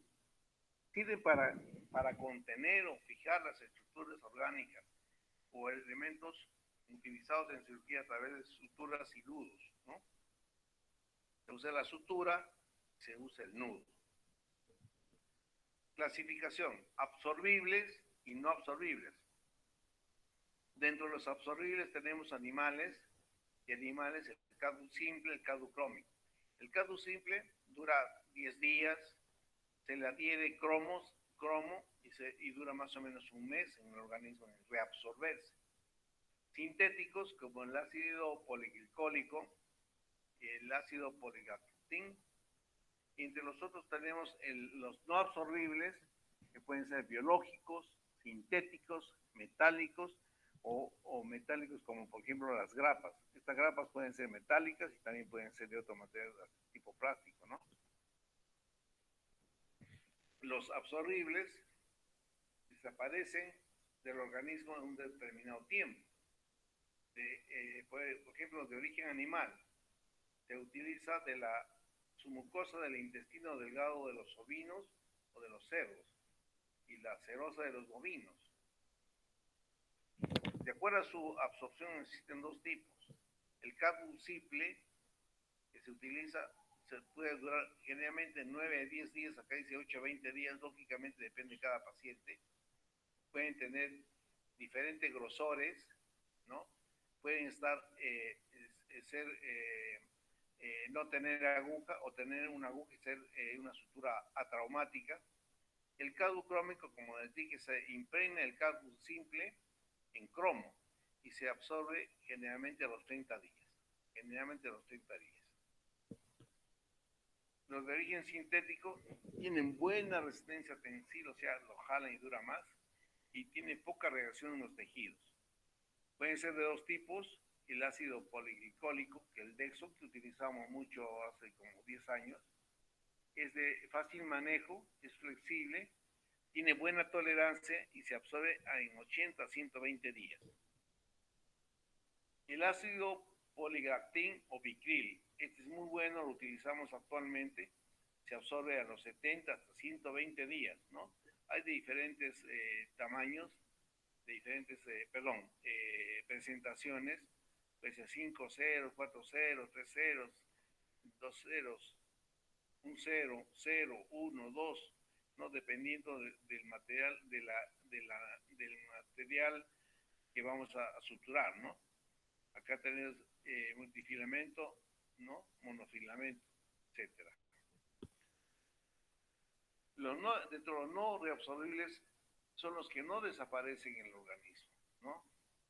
Y no producen reacción tisular, porque si producirían reacción tisular no se utilizaría. Pueden ser biológicos, pueden ser sintéticos, pueden ser metálicos y las grapas, que ya les dije. La seda, que es un material biológico, es de origen animal obtenido de diferentes especies de gusanos de seda. El lino, que es de origen vegetal, que lo estamos utilizando. La seda y el lino lo estamos utilizando en el centro quirúrgico del hospital, y el lino se obtiene de la planta de lino, es un árbol. El algodón, que son derivados de la celulosa. Hay sintéticos como el nylon, es muy parecido pues al nylon de pescar, ¿no? Estos son derivados de las poliamidas y las a ver, ya, y el prolene es un derivado de las poliefinas. Tiene una reacción tisular o mínima, ¿no? Y se puede utilizar en heridas contaminadas, ¿no? Y los metálicos, que pueden ser de acero inoxidable y tantale. Acá tenemos las grapas y el aparatito que es el engrapador, ¿no? Engrapador. Esto sirve también para hacer hemostasia, ¿no? Y aproximar los tejidos. Acá tenemos diferentes formas de presentar hilos que ya casi no, actualmente ya no es así, en rollo, en carrete, por ejemplo, en sobres con una aguja involucrada en la cola de la aguja, llamada por eso sutura atraumática. Los calibres, según el grosor, el mayor diámetro de 0 para adelante, 1, 2, 3, y el menor diámetro de 2, 3, hasta 7 ceros. Fíjense que tiene un 0 al costado, 2 ceros, 3 ceros, 4 ceros, 5 ceros, ¿no? Las suturas, el material de sutura, o sea, los hilos, es de acuerdo al calibre que se utiliza en los determinados tipos de tejidos. Si tenemos, por ejemplo, peritoneo, no le vas a colocar pues un hilo de 5 ceros, se va a desgarrar. Tenemos que darle un hilo de mayor resistencia, ¿no? Mayor resistencia. Las agujas quirúrgicas, ¿no? Son instrumentos metálicos afilados en una de sus extremidades y en el otro hay un orificio por donde se inserta o se fija el hilo de sutura. Si está fijado a su cuerpo, se llaman agujas atraumáticas. Las agujas quirúrgicas sirven para conducir los hilos de sutura a través de los tejidos que se va a sintetizar. ¿Cómo está estructurado? El acero está hecho de acero templado con un acabado súper liso, ¿no? Que evite el rozamiento. Está bañado con un plástico ultra delgado también. Ahí tenemos un extremo agudo, que esto puede variar. El diámetro es circular, que esto también puede ser triangular, puede ser plano, ¿no? Ya. Este es la punta, el cuerpo, y acá está la zona de ensamblaje, ¿no? Este tubito se mete aquí y en este se involucra el hilo, ¿no? En forma muy fija. Las agujas quirúrgicas pueden clasificarse de acuerdo a sus características principales, de la geometría de la sección transversal del cuerpo y la punta, de la resistencia del cuerpo, del ojo de la aguja, o sea, de la cola, y la forma y tamaño que tiene. Puede ser cilíndricas simples, ranuradas, de tipo prismático triangular, prismático de triangular inversa, cuadrangular, lanceolada, cuadrangular en forma de espátula, hexagonal, espatulada, etc. ¿No? La resistencia. Acá a ustedes yo les sugiero, hay unas agujas muy finitas, ¿no? Que se deben utilizar también con portagujas muy finitos. Por ejemplo, aquí es para el cirujano oftálmico, por ejemplo, ya de oído. Pero hay que tener en cuenta la ley de las palancas. Esto yo siempre lo aplico, ¿no? A mayor a mayor palanca, menor resistencia, y a menor palanca, mayor resistencia. De manera que la aguja debe tomarse de la zona donde haya menos palanca para que pueda penetrar el tejido y se empuja después la aguja.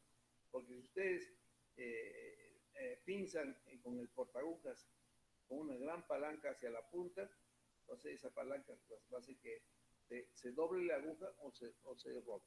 Eso es grave, ¿no? Puede tener una serie de problemas. Apliquen la ley esta de la palanca. A mayor palanca, menor resistencia. Ahí es cuando se dobla la aguja, se rompe. Y a menor palanca, mayor resistencia. Acá tenemos el ojo de la aguja. Fíjense, aquí tenemos una aguja que tiene un ojo en el que se carga un hilo. Fíjense acá cómo está desgarrando el tejido.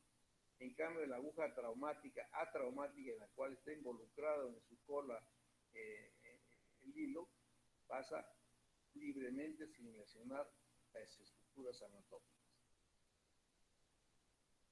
Acá tenemos una de ojo cerrado americana y otra de hoja de francés.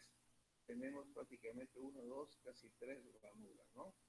Y ahí se muelta la aguja y eso hace que se engruese el material de sutura y desgarre tejido, debilita también y puede hacer sangrar. Ahí tenemos diferentes agujas traumáticas, ¿no?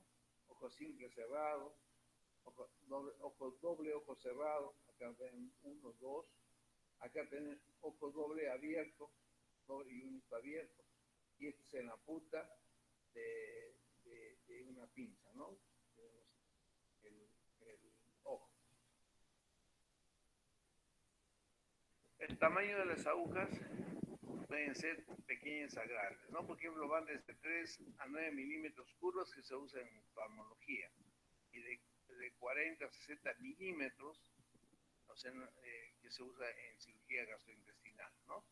Las agujas pueden ser rectas, curvas o mixtas. Acá tenemos agujas traumáticas en la cual el conjunto corresponde a la aguja y al hilo. Este hilo está mecánicamente fijado a un orificio longitudinal ubicado en el extremo posterior de la aguja.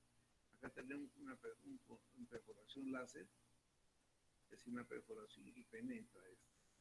Y esto tenemos en el canal abierto, después se comprime y se cierra esto. Esto se usa bastante en cirugía cardiovascular, cirugía intestinal, oftalmológica, en microcirugía, cirugía plástica. Usamos bastante este tipo de material.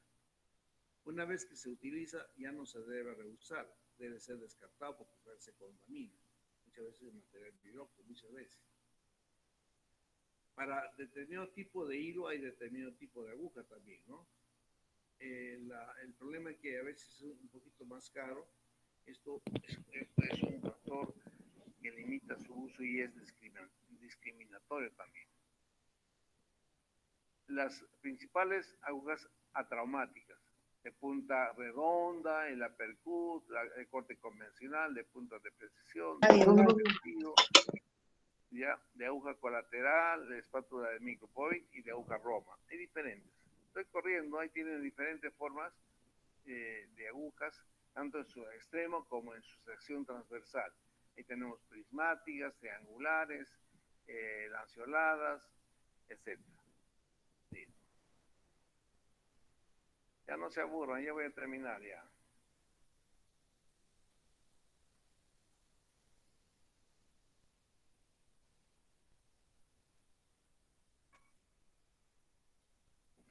Drenajes quirúrgicos, esto es muy importante, ¿eh?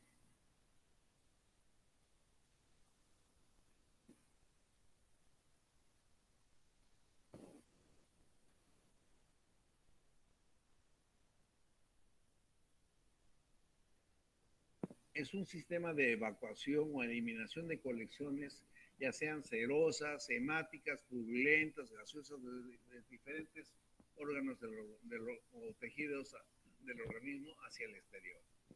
Esto es con el fin de prevenir posibles aparición de infecciones locales o generalizadas. Por ejemplo, si dejamos un poco de sangre en cavidad abdominal luego de una apendicectomía simple, de una apendicitis aguda no complicada, el hecho de que es una cirugía contaminada y hay sangre, se puede producir un absceso intraabdominal, ¿no? Entonces, en algunos casos se puede colocar el DREN y evita la acumulación de sangre y evita que se, se abscede, siempre y cuando no esté bien seguro de la hemostasia, ¿no? Otra cosa es que también previene la posibilidad de aparición de fenómenos compresivos de órganos adyacentes, ¿no? Pueden también inyectarse diferentes sustancias con fines diagnósticos y terapéuticos. Los genes también se puede utilizar para eso. Historia, no. A ver, acá tenemos la clasificación por su finalidad profiláctico y terapéutico. Supongamos que yo tenga un lecho vesicular sangrante, ¿no? Y está mojando, pero yo creo que se va a controlar, le pongo un DREN para evitar el desconocer si sangra o no sangra. Si sangra, se podrá entrar a cavidad a revisar. Si no, se lo retira.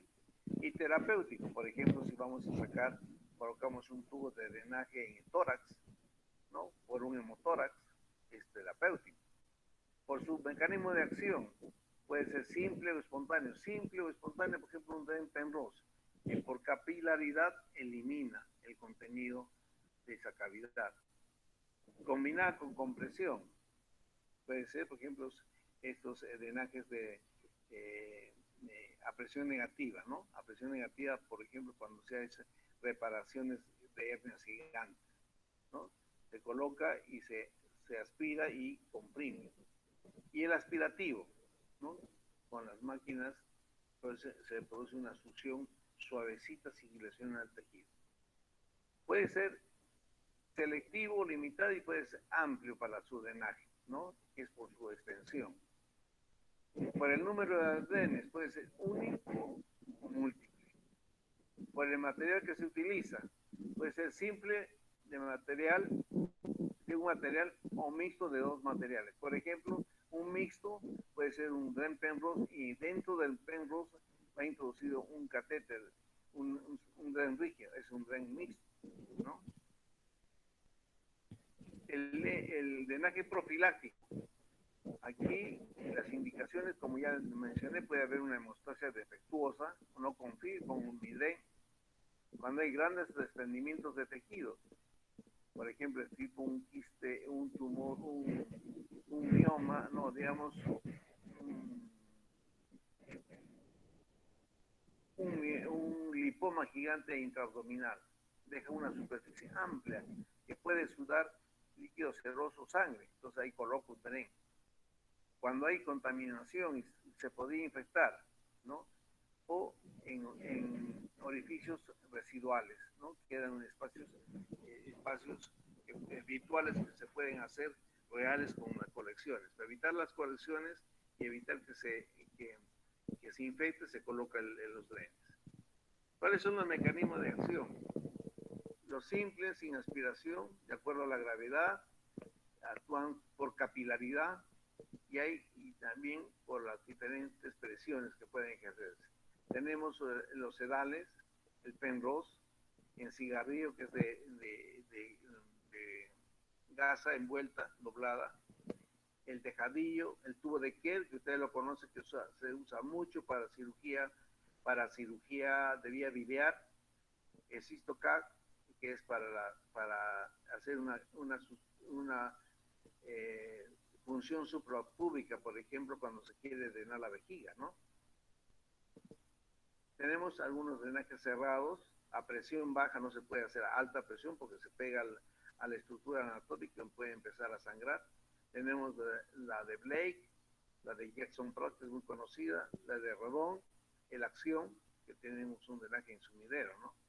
Y drenaje cerrado que tiene una presión alta, como el tubo de tórax.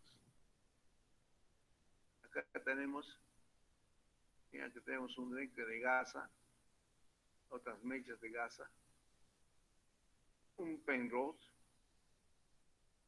Esto se utiliza en cavidad abdominal, por ejemplo. Acá tenemos otro de gasa. Estos generalmente, acá tenemos drencitos de látex. Esto se puede utilizar de los guantes, ¿no? Estériles. Estos son los llamados drenes de Baudruch, ¿no? Y este es el de Penrose. Acá tenemos el tubo de Kerr, ¿no?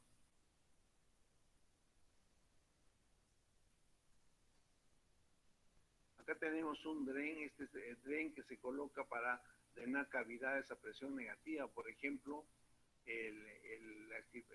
la remodelación de una eventación gigante, ¿no?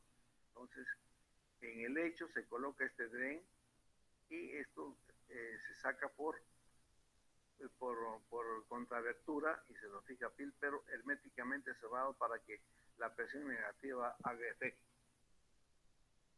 Indicaciones generales. En cirugías contaminadas, o sea, las indicaciones generales, ¿cuándo podemos dejar drenes quirúrgicos? Cuando tenemos una cirugía contaminada. Cuando hay posibilidad de acumular líquido intraabdominal. Cuando hay anastomosis digestivas. Aunque actualmente hay una menor tendencia a dejar drenajes porque son causa de se formen bridas o adherencias postoperatorias. En las anastomosis digestivas generalmente ya no dejamos, ¿no? Tenemos la seguridad de hacer una buena anastomosis. Si tenemos un paciente bien preparado, con buenas proteínas, un postoperatorio adecuado, el paciente no se va a abrir, no se va a abrir la anastomosis. Cuando hay la posibilidad de hemorragias postquirúrgicas, cuando hay fístulas digestivas, cuando hay colecciones serosas o purulentas. Aquí habla de peritonitis difusa. Actualmente, por el proceso inflamatorio tan severo que ocurre en una peritonitis difusa o generalizada, el tener un cuerpo extraño produce mayor posibilidad de que haya adherencias postoperatorias. Entonces, con un buen lavado y una buena ubicación de las fosas intestinales después de hacer la cirugía y cerrar bien, suficiente. Ya no se usa en las peritonitis generalizadas, generalmente ya no se usa drenes minúsculos, ¿no? En las pancreatitis agudas, cuando se han complicado, por ejemplo, abscesos pancreáticos. En la cirugía torácica, luego de operar el tórax, siempre se deja un dren torácico, siempre, la presión negativa, con un sello de agua, ¿no? Y en algunos casos, pues para tranquilidad del cirujano, no se siente con la piensa que puede sangrar y pone y se lo retira al día siguiente, ¿no?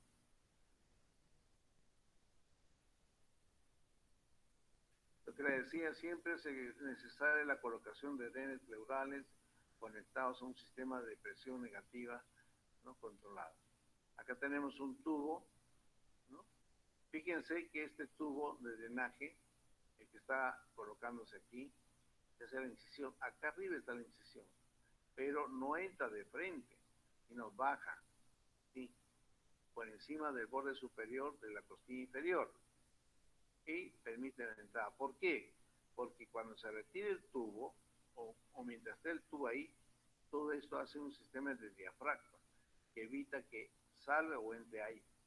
Esto tenerlo siempre en cuenta, que el tubo de drenaje en tórax no debe ser de frente, sino tener este sistema un sistema indirecto. Hepática, colestetomía, son.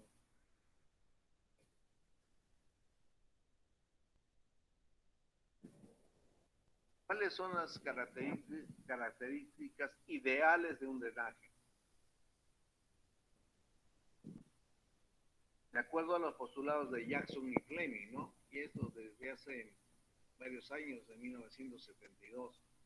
Deben ser suaves y de superficie resbalosa.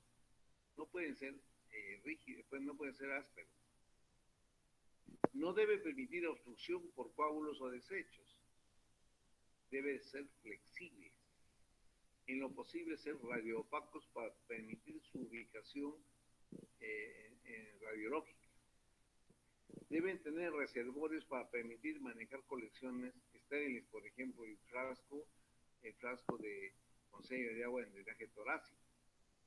Mantenerse en su sitio, no debe migrarse, por lo tanto debe fijarse. Deben ser resistentes a la descomposición. El material del DEN se puede también descomponer, se ablanda y al retirarlo se puede, que se llama, romper y quedarse dentro. Debe tener una consistencia, o sea, una resistencia homogénea para permitir su retiro en forma adecuada. ¿Qué cuidados debemos tener al colocar un DREN? Estas cosas son importantes. En los lugares apropiados para su finalidad. O sea, si yo quiero colocar en el lecho vesicular, ahí lo tengo que colocar. Y en forma lo más directamente posible que vaya hacia la contrabertura, o sea, la herida por la cual se va a sacar el DREN, se lo va a fijar. Nunca se debe sacar por la incisión operatoria, ¿no? Hacerle por una incisión o contrabertura. Y esto debe ser directo. Ustedes apliquen un concepto de qué es una línea, ¿no? Una línea recta. Si se acuerda, es la distancia más corta que existe entre dos puntos. Eso va a drenar mucho más rápido, ¿no? Debe fijarse con sutura no reabsorbible, seda, por ejemplo. Aunque yo me quedo el bicril para no gastar material, lo fijo, le pongo un puntito y se acabó. Total, el DREN lo voy a sacar rápidamente. Se debe conectar a sistemas al vacío. Por ejemplo, las presiones, el hemovac, ¿no? Le decimos el cholovac, esa presión negativa. Y un sistema al vacío, lo mismo que hay unos aspiradores para absorber exudados purulentos o inflamatorios, por ejemplo, en los grandes abscesos o las necrofasciitis de la pared abdominal, por ejemplo. El orificio de salida debe ser amplio y permite evacuar todo el material en lo posible. Se debe cuidar diariamente, no se puede dejar un DREN sin curar.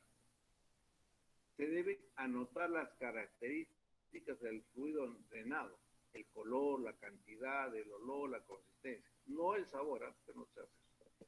Retirar pasadas las 24 horas. En general, un DREN se retira cuando ha cumplido su función.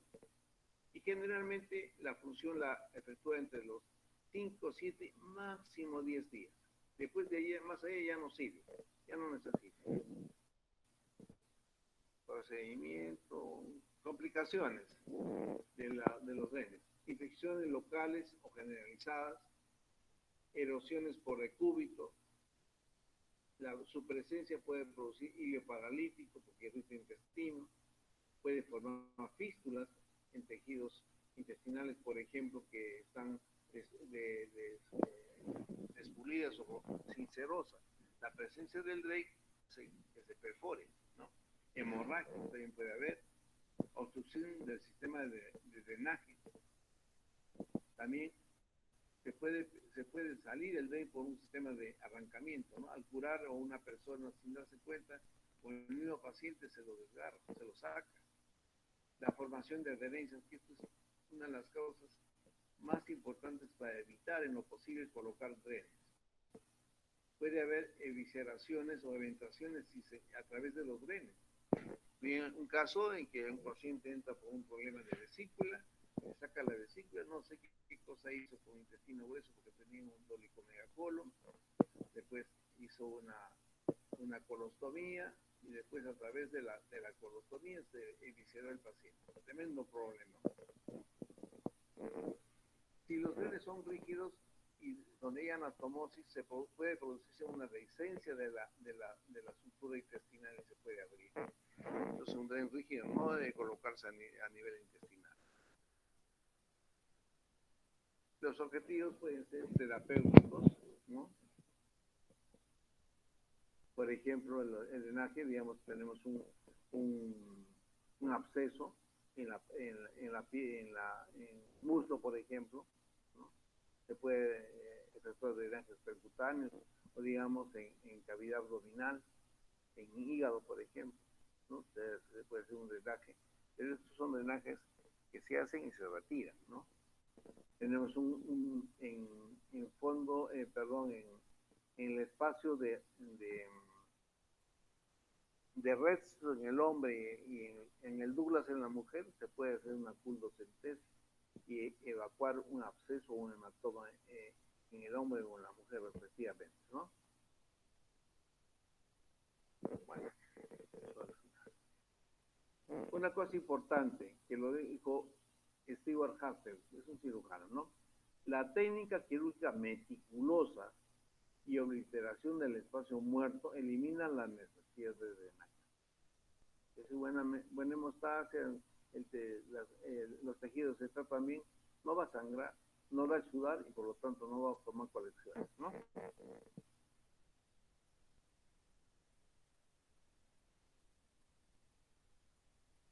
Lean esto, por ejemplo, de Karl Popper.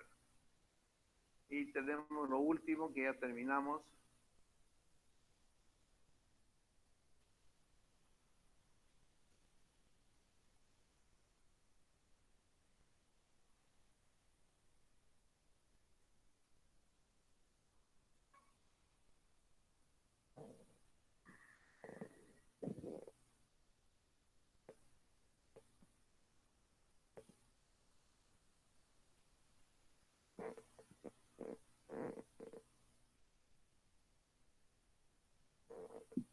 Acá es esta parte de definición, definir qué es cirugía mayor, mediana, menor.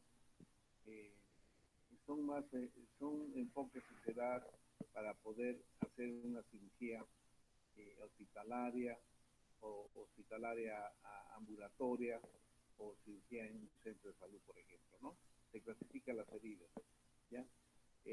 ¿Cuál es la definición de cirugía mayor?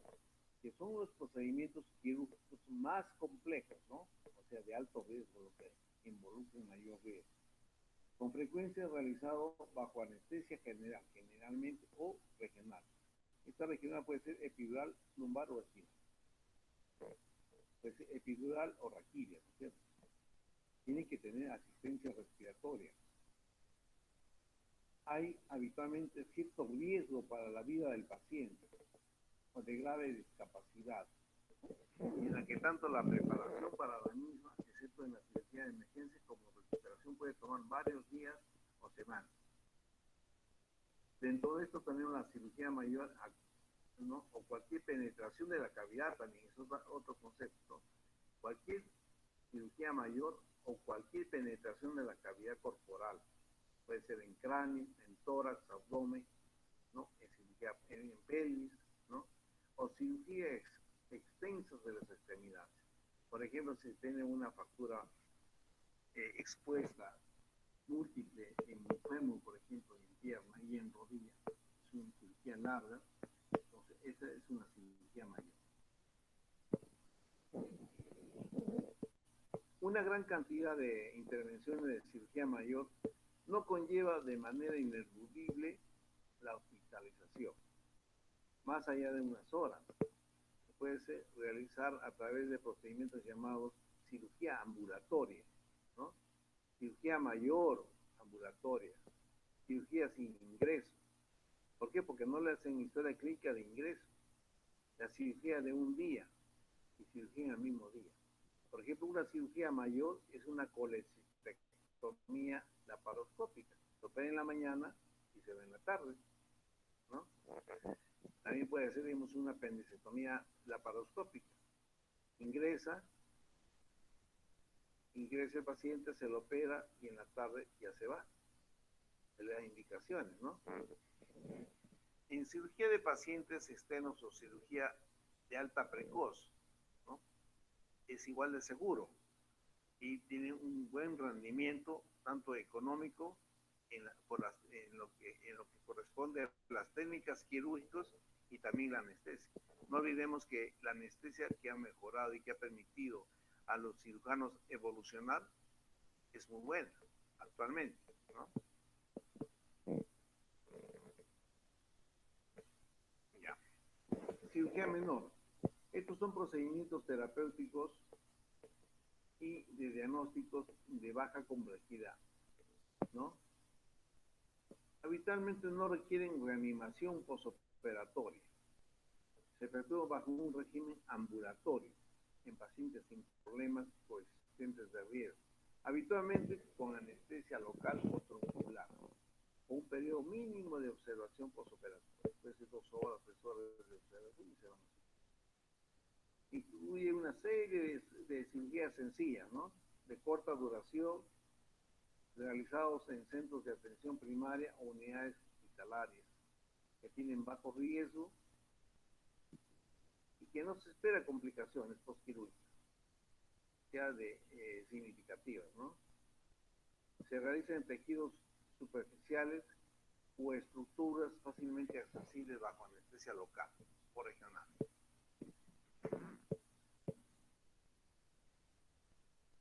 A diferencia que existe entre la cirugía menor ambulatoria realizada en centros de atención primaria y la cirugía menor realizada en unidades hospitalarias, es que si bien en ambos sitios pueden llevarse a cabo, hay procedimientos quirúrgicos similares.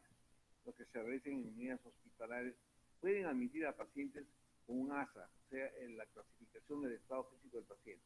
Por ejemplo, tengo una extirpación de un lipoma de 5 centímetros en la pared costal de un paciente esquizofrénico.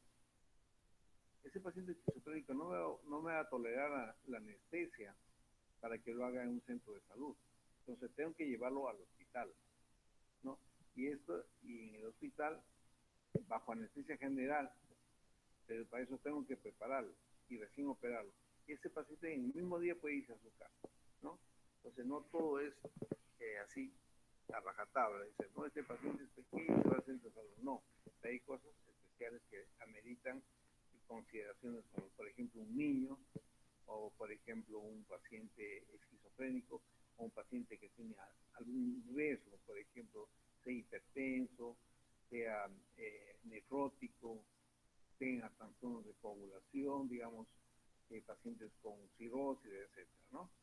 ¿Cuáles son las patologías habituales tratadas como cirugía menor? Las uñas encarnadas, los drenajes o desvidamientos de infecciones de la piel, abscesos, por ejemplo, forúnculos, los panadizos, extirpación de los hidrosadenitis crónicas, los quistes sebáceos, los lipomas, las verrugas, los quistes epidérmicos, los fibromas, papilomas y los moluscos contagiosos, también queratosis o tumores epidermoides, los cuerpos extraños, úlceras, abscesos, las paroniquias, exélisis de las uñas, reconstrucción de heridas, desvidamiento de heridas cuando están abscesadas, quemaduras, úlceras o tejidos digitalizados, entre otras, ¿no?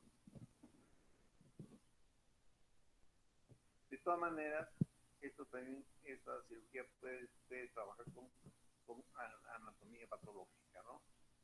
Para hacer un seguimiento apropiado. Bueno, cirugía mayor ambulatoria, ya es parte de lo que les he dicho. Bueno, hemos terminado la clase. Listo, doctor, entonces dejo de grabar. Sí, por favor. Es larguito, ¿no?